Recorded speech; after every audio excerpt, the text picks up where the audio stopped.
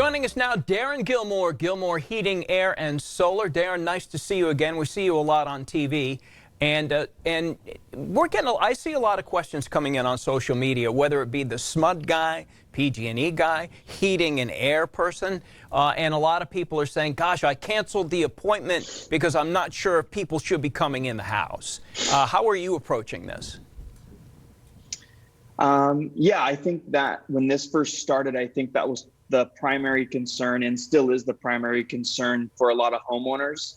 How we are approaching it is every time we go into a home, we're wearing a mask, fresh surgical gloves, and shoe covers, obviously using social distancing. And something recently is usually we're doing a lot of our talking at the kitchen table. We're trying to go outside and again, use that social distancing. And that's been a huge benefit the last couple of weeks with this beautiful weather.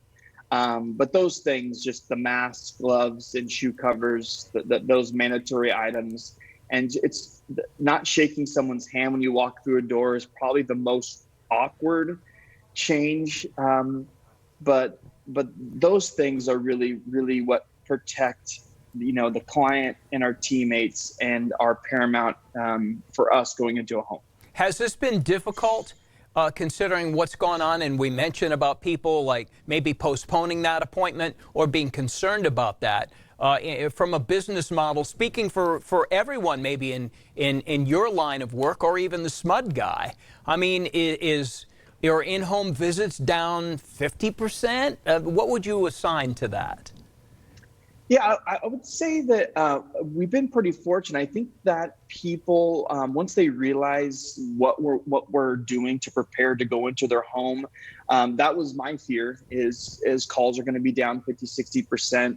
That was not the case. It was really our team, making sure our teammates were confident and we couldn't, we have multiple meetings each week. We couldn't do that. We couldn't get 30 people in a room. So learning how to use virtual meetings to talk to them and educate them when we're all kind of guessing. When this first started, we didn't have a lot of information. Mm-hmm. So making sure our teammates felt confident and comfortable was step one.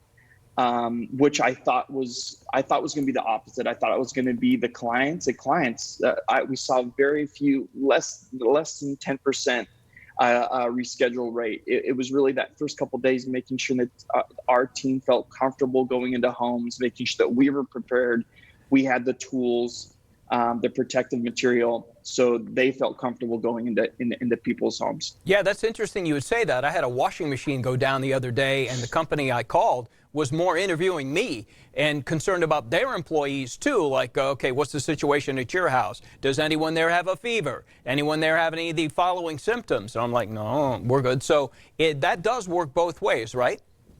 100%. Yeah, we got to protect each other. It's the client. Obviously, we're going to do our part, but also we have to make sure that the client does their part. And we have to protect our teammates and make sure that there's no one symptomatic in the home, and we're putting them at risk. So it is a unique, kind of dialogue that happens. But now, after a couple of weeks, I think everybody's more prepared, and I think it's more regular. People are used to being asked those type of questions now. A quick question, Darren. What can homeowners do differently to get their home ready during this pandemic? I would say just be proactive. I know the because we're stuck in our home but since you're stuck in your home, people are so terrible at changing out their filters. Do that. The number one cause of major problems and serious repairs is dirt. So changing out their filters, put it in a bag, tie it up, put it in the garbage.